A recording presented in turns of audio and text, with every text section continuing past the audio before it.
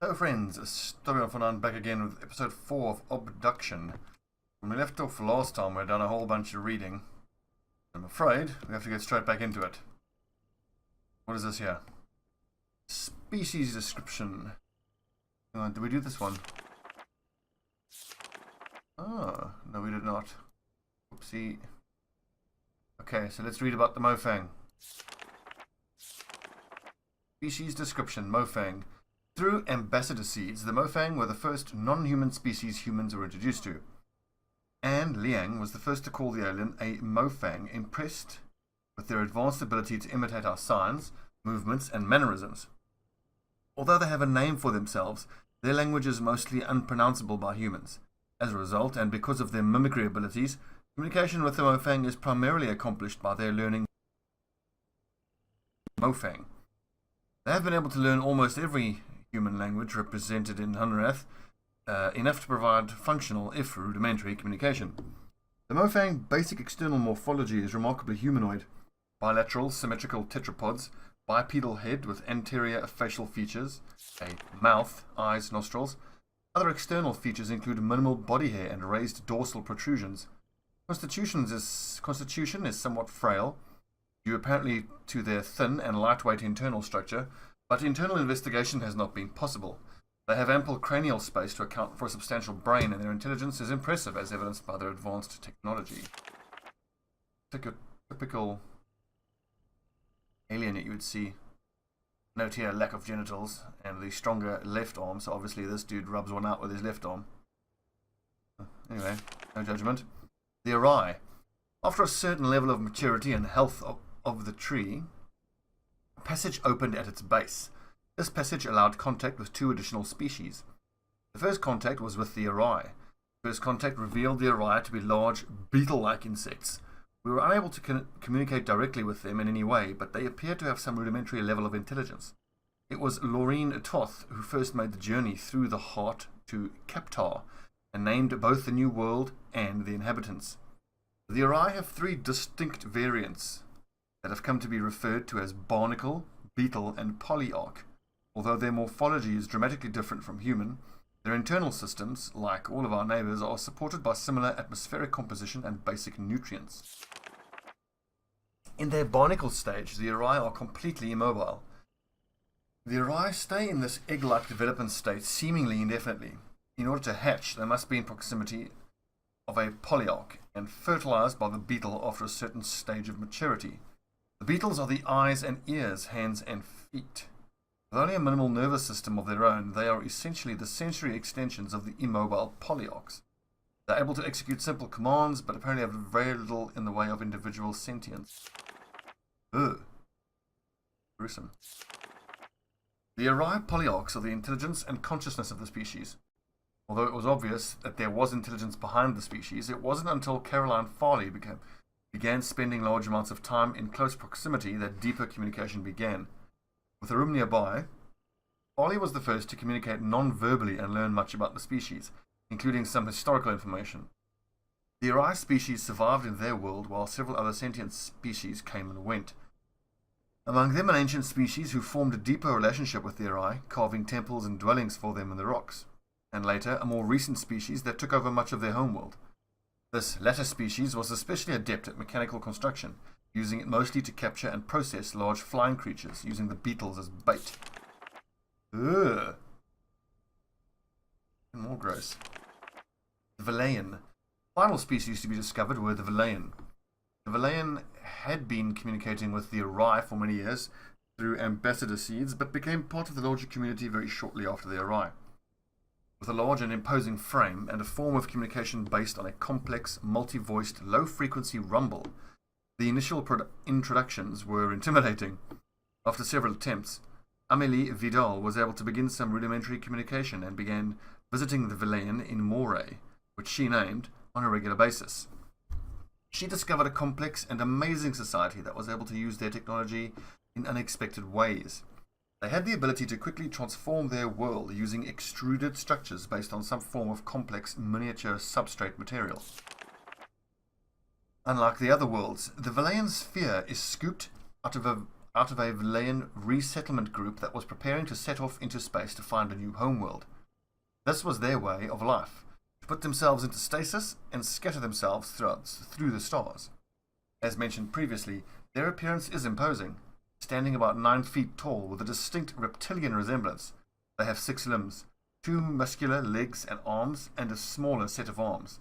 They control every aspect of their technology with their vocalizations, but over the years they have created control panels based on their number systems that allow other species to access elements of their technology.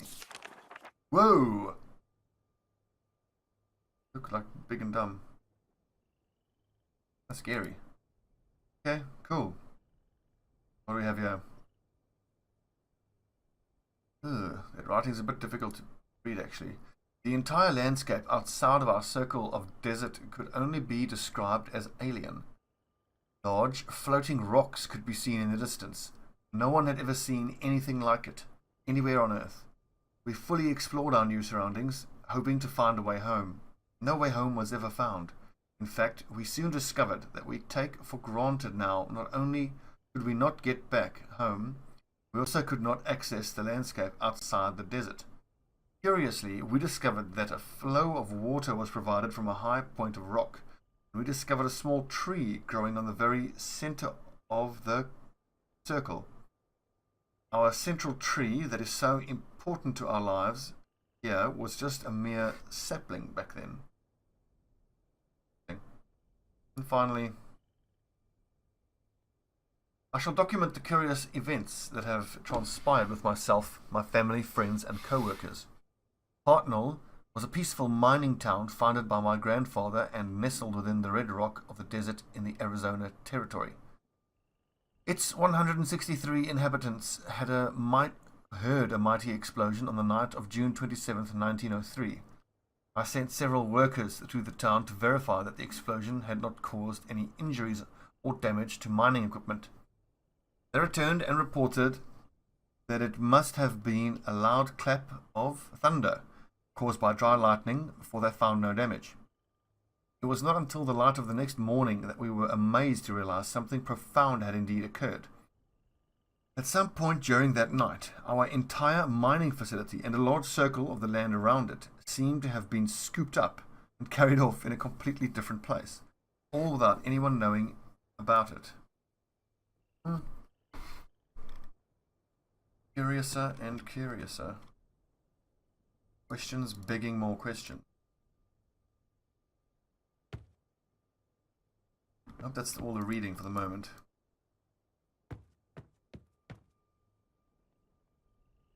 What do we have here? Ooh. Oh, cool. So there's a circle drawn between the tower and the tree. Some sort of tower, I want to say. I think there's a tower up there. Oh, cool. What? Ooh, okay, hang on. So let's put that circle thing over the number.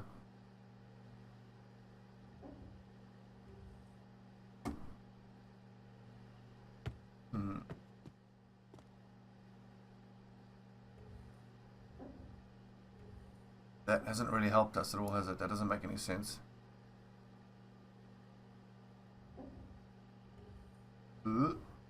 This kind of does. So this we have to take as a clue.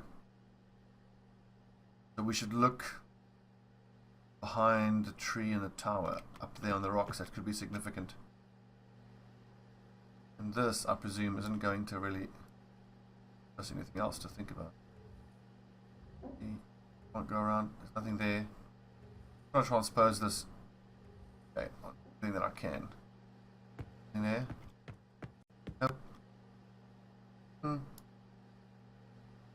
There either. Okay. I think that was the clue we were supposed to pick up. So above the rail yard there is a circle. Something important or relevant must be there. Oh, okay, so this is inside of Farley's house. Right. Welcome. Thank you. For God's sake, another book. More reading. Welcome to Hunrath. Please give us a bit of information about you so we can get to know you a little better. Name, date you came from, where you came from, circumstance under which you were taken.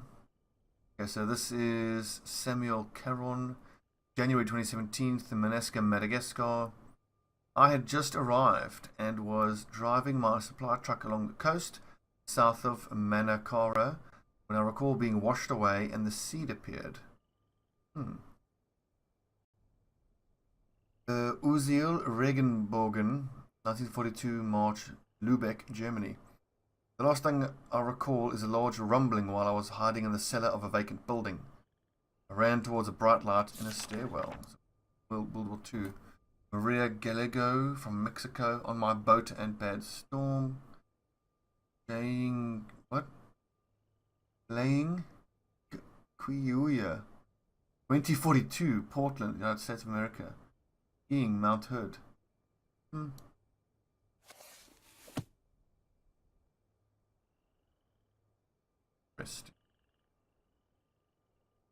Presumably we're not going to put our own details in there. Ugh. Creepy old teddy bear. Nothing written on it, nothing seemingly relevant. I'll bet that there's a recording here.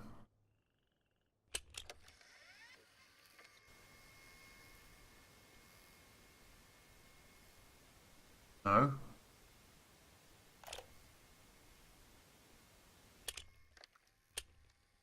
Rewind it all the way, maybe.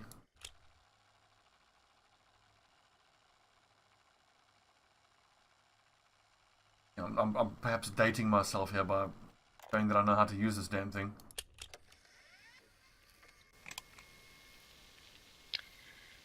Well, I feel like I should say something. We haven't heard from Shavar. So, well,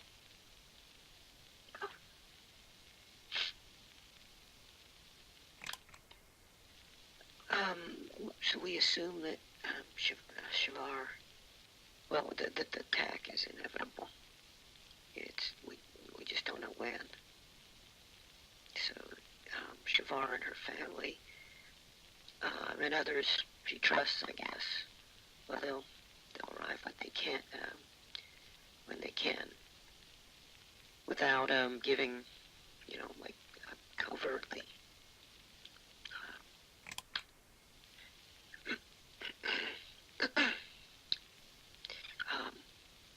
So the plan will happen, in spite of our,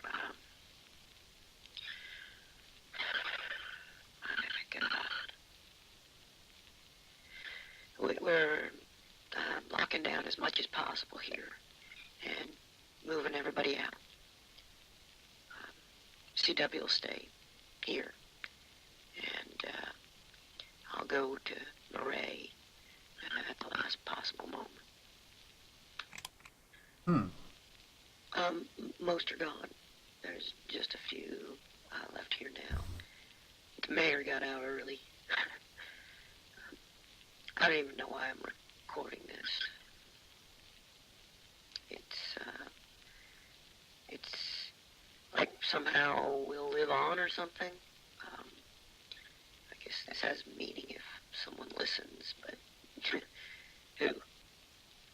A new one? A new arriver. Oh, yeah. Oh, God, the kiosk out front. I need to update that message.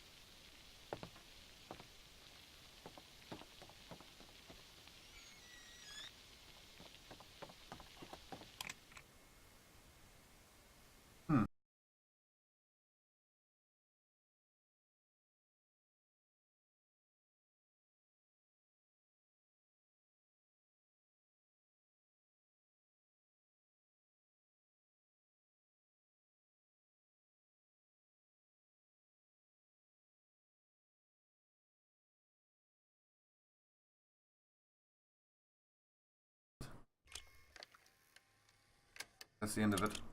I just wonder whether I can flick this shit around. There you go. Like that. See, kids? these old things called cassettes. You had to like get the one side all the way to the end to get the other side to its beginning. The two sides, can you believe it? We all lost everything. Everything but our stories. And they shouldn't be forgotten. Heard this before. I was 3. It was April of 1983. Cecil, it was 1870 for you.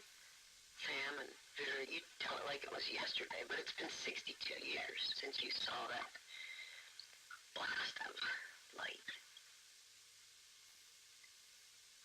And that's where all of our news stories began, that light. It streaked across the sky,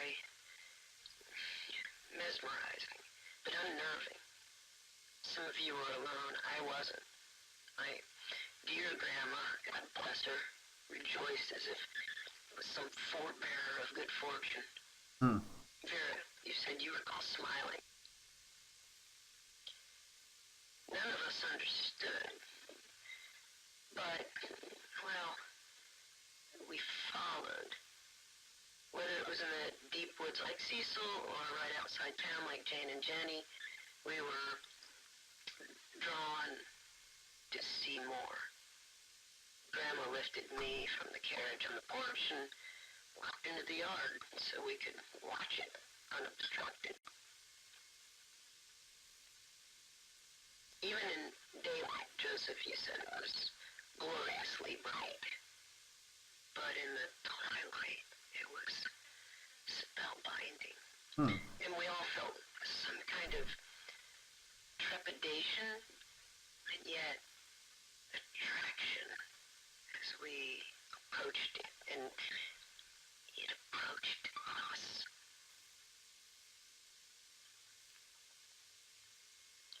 So close, so radiant, and that sound, deep and vibrant, organic. You all remember, there was no turning away. It advanced, almost like purposefully spinning slowly until, well, it found us, each of us. We should tell these stories because it saved us, and there must be more. It was in the middle of the afternoon. I was watching the sunrise. It was about 2:30 in the morning. December 26, 1948. May 7th, 2009. September 3rd, 1995. I was down by the river. I was hiking in the desert, in the park with my grandson. I looked up and saw a brilliant flash of light that exploded in the sky. The light it flew into the clouds and behind some trees and it disappeared. I looked around and, to see if there was anyone around. See if anyone else had seen what I had seen. There was no one around. They all saw it too. Bob definitely saw it. Well, it was just beautiful. There was something calming about it. Yeah, I don't mind telling you I was kind of freaking out. I tried to follow it, trying to get a better look at it. I wanted to see it again. I came to a place where it had disappeared or looked, but I found nothing. And it streaked through the sky again. It seemed like it was looking for something, or looking for someone. And then it found me, and it found me. Found me. Found me. Found me. Getting creepy now. And it found me.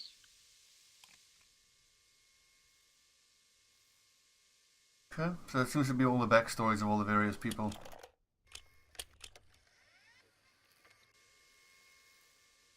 Okay, that's it by the sound of things. Alright, creepy audio recording. Weird children's pictures.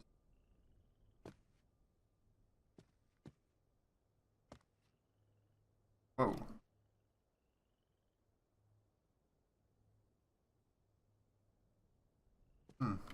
Okay, so find planets with similar atmospheres. Swap. Tree from seed. Heart, superposition, heart connected path open when mature. So this is obviously how they're setting up trees on each planet to get people to travel between them? What happens at fruition? Swap where, home, when, maybe dead.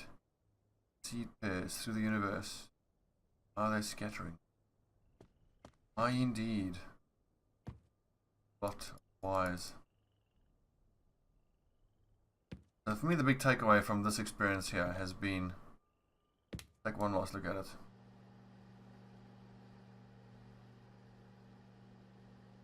See where to go here.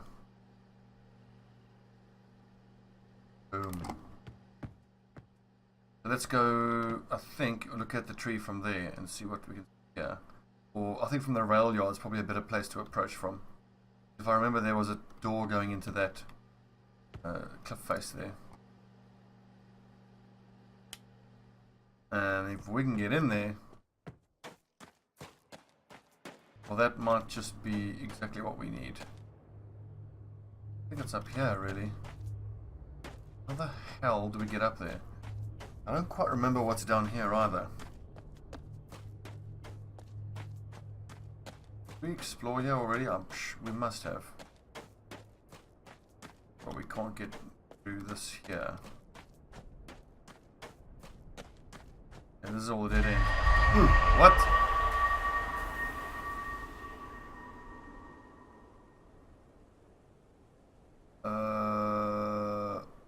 What? The hell? Oh, so now... Okay, wait. We've removed the dome, stopped us from getting through before. Now it seems to be like teleporting. I don't want to go back through here now in case we can't get through there again. Is this where we just came from? No. No, it's not. Here's the waterfall. That's where we want to go. That's where I think we saw that black circle. Again, I've discovered something almost entirely by accident, just by blundering into it. What's in here? Nothing. Boo. Creepy. Oh, we've gotten up on the roof here now. So this is not going to help until we can get back down here, close this gate, and then walk across here. I think that's the next thing we have to try to achieve. It's not going to let us get down here, is it? Nope. Let's see what happens, if anything, if we touch the wall here.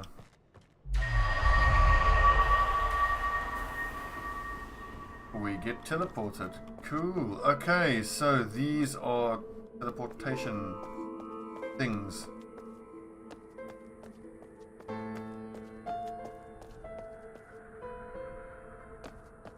So cool. What the hell is this? Sundial type thing.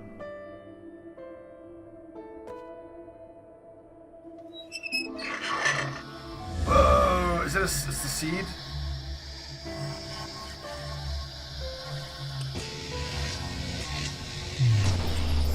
I have no idea what I'm doing.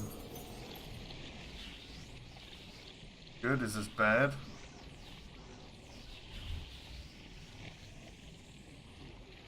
Dude, this is so trippy.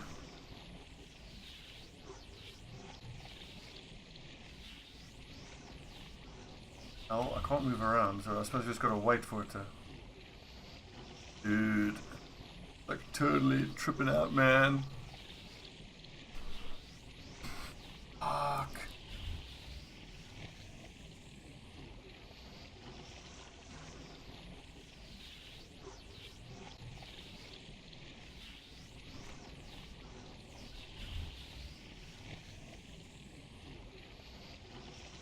Image is changing, it is. What is going on here? I can't move around. What we can do is look around. Oh. Now press that button there.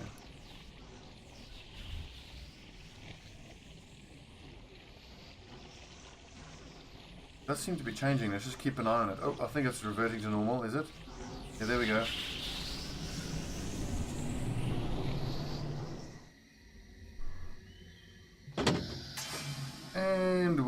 teleported to another. What is going on? Where am I? What is happening? What the fuck? I'll be like these are psychedelic mushrooms and I've just munched a whole bunch of them. So this is probably a different world, an alien world. Dude. Fuck.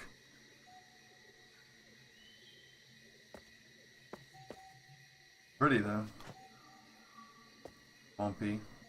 Weird. We're gonna get eaten by some sort of strange monster at some point. Like I shouldn't be moving so quickly, like I'm missing something. I can't interact with any of this stuff, so... Knock knock. The doorbell. Space doorbell, alien doorbell. Ding bong. Hello?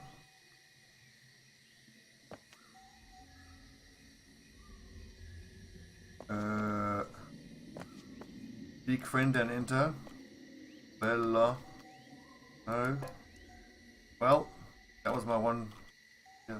What's that? It's a map. I don't know how that helps us, if at all. Okay, well that's no go. Ah. I see another one of those lasers like the one that we cut off from the previous world. I'm gonna find something that I can interact with that's gonna get this door open.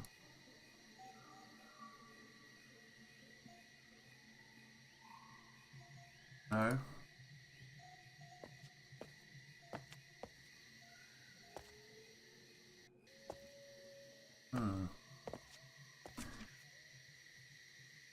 Take a photograph of it, maybe.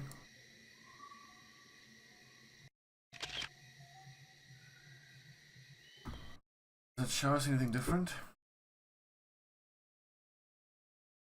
I forgot to take.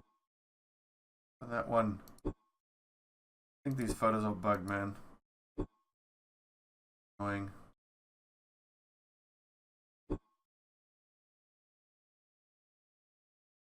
Oh, that's what we found there. That's the ambassador seed swap machine. Right. So, we've definitely teleported to another planet. On a scale of 1 to completely boned, how F do you guys think we are? We can get up there. Just a single path. Don't see anything else we can do. Hello?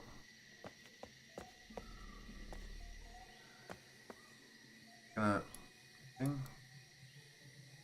We just teleport back. Suppose so. Well, before I put you guys through the trippy dream sequence again, I think this is as good a place as any to end the video, and I'll just cut out that weird trippy dream sequence and then start the next video wherever that takes us. Take one last look around here. Maybe we need to get some sort of key or something before we can progress through here. We're carrying something on us that's just going to make this door recognize us and open.